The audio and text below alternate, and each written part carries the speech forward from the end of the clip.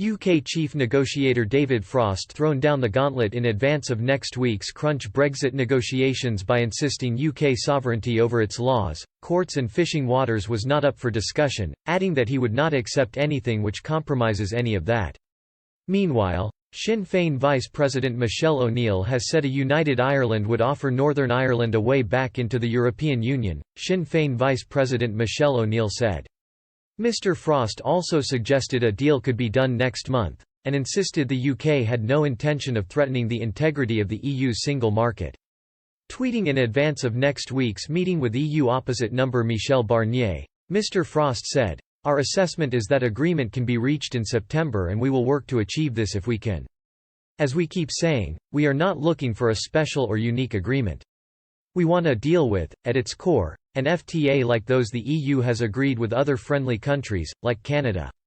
Nevertheless, he warned, "The UK's sovereignty, over our laws, our courts, or our fishing waters, is of course not up for discussion and we will not accept anything which compromises it, just as we aren't looking for anything which threatens the integrity of the EU's single market."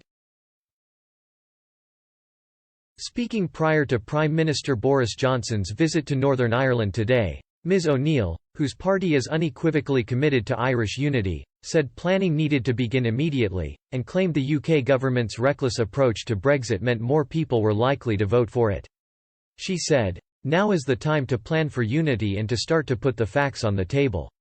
Let people understand what does an all-Ireland health service look like, what does an all-Ireland education system look like. Large numbers of people in a border poll would vote for a united Ireland," Ms O'Neill said. She added, "So for a lot of people in this decade we have in front of us, they're going to be considering which union they wish to be part of, and the EU have offered us a route back in. So for some people it may not be about Britishness versus Irishness, it may be about do they value their European citizenship. I think that's going to be a very interesting debate."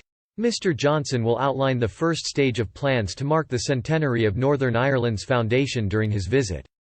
Speaking in advance of his trip, he said, "Together, we will make sure Northern Ireland is ready to take full advantage of the many opportunities that lie ahead and that no part of Northern Ireland is left behind."